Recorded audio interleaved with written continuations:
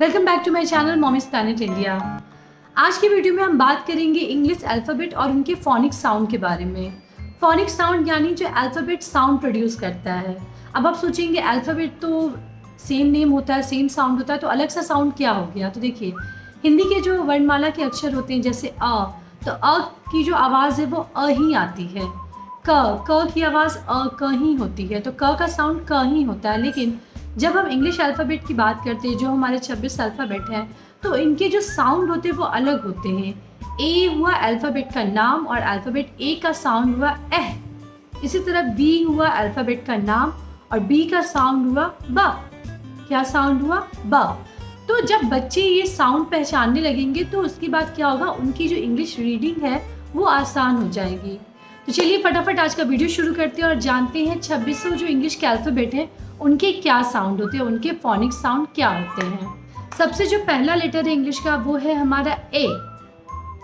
पहला लेटर है ए। तो ए का साउंड क्या होता है? ए का साउंड होता है एह। ए का साउंड होता है एह, जिसे हिंदी में हम इस तरह से कुछ लिखते हैं। तो ए का साउंड होता है एह, इसे पढ़ेंगे एह। अगर लिखा हुआ है APPLE तो इसे क्या पढ़ेंगे? एप्पल। क्या पढ़ेंगे? एप्पल। बी का साउंड है ब। बी का साउंड है ब। तो जब हम लिखते हैं BAT तो इसे पढ़ेंगे बैट। क्या पढ़ते हैं? बैट। नेक्स्ट अल्फाबेट है हमारा सी। सी का जो साउंड होता है वो होता है कैह। जैसे हम जो हिंदी के जो क और ख होते हैं उनको जब मिलाते हैं तो एक साउंड आता है क्या। तो इसी तरह जब हम लिखते हैं CAT तो इसे पढ़ते हैं कैट। क्या पढ़ते हैं? कैट। अब बात करते हैं डी की। डी का साउंड होता है ड। हिंदी का जो ड अक्षर होता है वो होता है उसका साउंड। तो डी का साउंड होता है ड। डी का साउंड होता है ड। तो जब हम लिखते हैं DOG तो इसे पढ़ते हैं डॉग। क्या पढ़ते हैं? Dog. DOG dog. Next alphabet है हमारा ई। ई की जो साउंड होती है वो होती है ए। ई की साउंड होती है, हिंदी का जो ए होता है वो होता है। इसे कैसे पढ़ते हैं? एग। क्या पढ़ते हैं? एग। इसी से अगला हमारा लेटर है ELEPHANT। इसे पढ़ते हैं एलिफेंट। क्या पढ़ते हैं? एलिफेंट। तो ई का जो साउंड होता है वो होता है ए।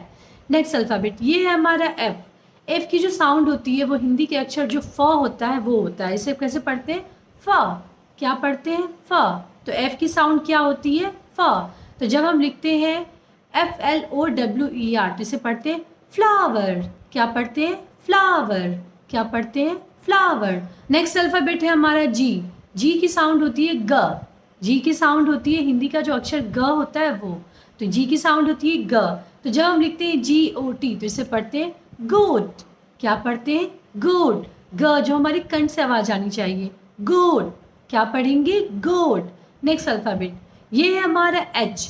एच की साउंड होती है ह। एच की साउंड होती है ह। तो जब हम लिखते हैं HAT तो इसे पढ़ते हैं हैट। क्या पढ़ेंगे? हैट। तो एच जो अल्फ़ाबेट है उसकी साउंड है, हिंदी का जो अक्षर होता है ह। तो इसे कैसे पढ़ेंगे? हैट। मैं यहाँ पे इंग्लिश और हिंदी इसलिए बता रही हूँ क्योंकि हमारी बोलचाल की भाषा हिंदी होती है। तो हिंदी में जब हम समझते हैं इंग्लिश को तो ज़्यादा आसान होती है समझने में और बताने में। तो इस तरह से फोनिक साउंड जब आप इंग्लिश टू हिंदी समझ लेंगे तो बच्चे को आप आसानी से पढ़ा पाएंगे। ये चीज़ें मैं इंग्लिश में भी लिख सकती थी लेकिन हिंदी की हेल्प से समझना आसान हो जाता है। तो इस तरह से बच्चों को आप पढ़ाएंगे। अब बात करते हैं हमारे नेक्स्ट अल्फ़ाबेट की। ये है हमारा आई। आई की जो साउंड होती है वो होती है ई। छोटी ई जो हमारी होती है, हमारे आई की साउंड होती है ई। तो जब हम लिखते हैं INK तो इसे पढ़ते हैं इंक। क्या पढ़ते हैं? इंक। छोटी ई का साउंड आता है आई से, तो इसे कैसे पढ़ेंगे? इंक। अब बात करते हैं जे अल्फ़ाबेट की। जे अल्फ़ाबेट का साउंड होता है ज।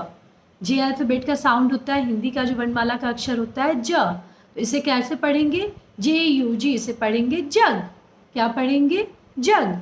JUG जग। अब बात करते हैं हमारे नेक्स्ट अल्फ़ाबेट की। ये है के। के का साउंड जो होता है वो होता है क। जो हमारे हिंदी वर्णमाला का जो पहला अक्षर है क, तो के का साउंड होता है क। तो जब हम लिखते हैं KITE तो इसे पढ़ेंगे काइट। क्या पढ़ेंगे? काइट। के का साउंड क्या होता है? क। और कैसे पढ़ते हैं? काइट। बात करते हैं नेक्स्ट अल्फ़ाबेट की। ये है हमारा एल। एल का साउंड होता है ल। एल का साउंड होता है ल।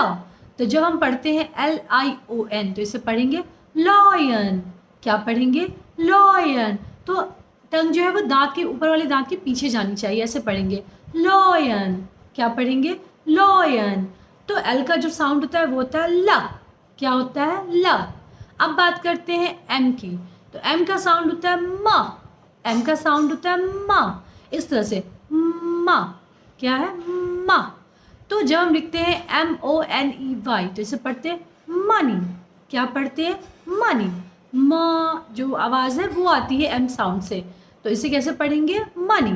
क्या पढ़ेंगे? मनी। अब बात करते हैं एन की। एन की जो आवाज़ होती है, साउंड होती है, वो होती है ना। जो नाक से जो हम ना बोलते हैं वो वाली आवाज़।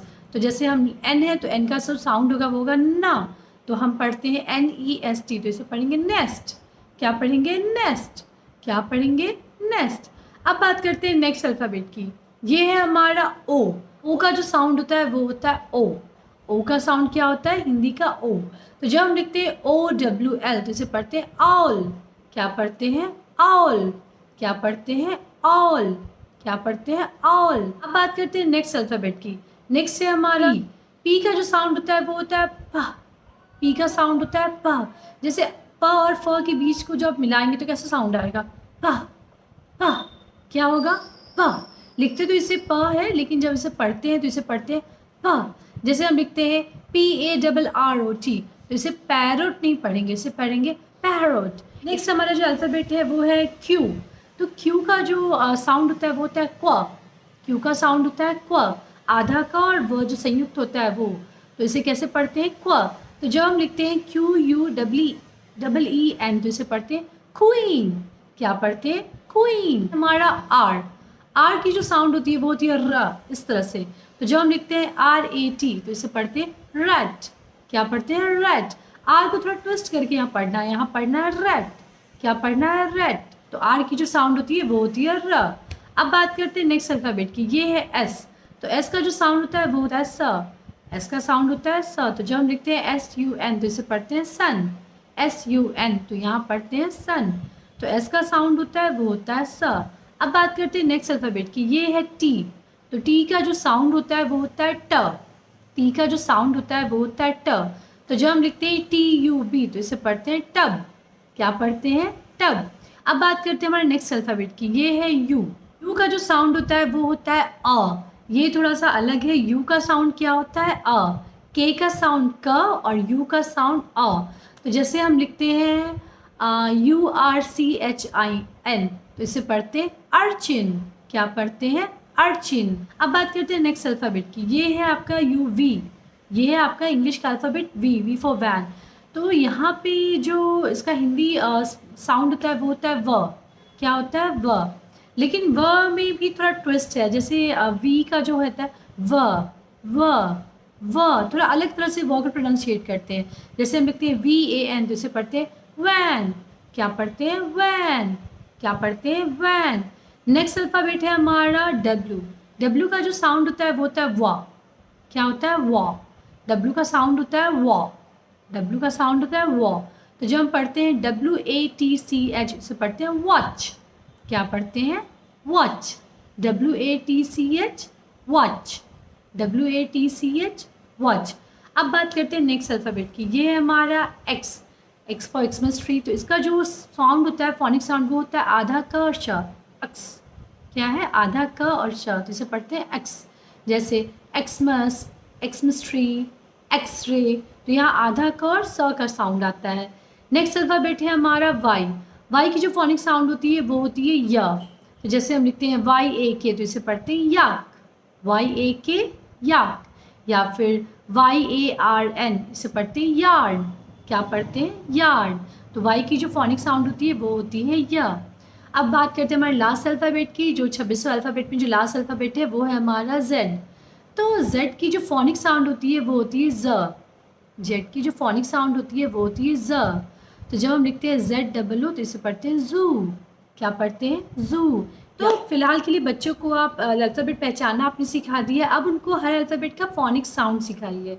फोनिक साउंड फिर उनको लेटर में कैसे यूज़ करते हैं। तो ऐसा करने से क्या होगा, बच्चों की जो प्रोनाउंसिएशन है वो काफ़ी इंप्रूव करेगी और इंग्लिश लैंग्वेज उनके लिए पढ़ना और सीखना काफ़ी आसान हो जाएगा। तो ये रहा आज का वीडियो। आई होप ये वीडियो आपको पसंद आया हो तो लाइक और शेयर ज़रूर करें। इसके अलावा मेरे new channel let's talk with Pallavi को भी ज़रूर सब्सक्राइब करें। देखते रहे moms planet India. Thank you.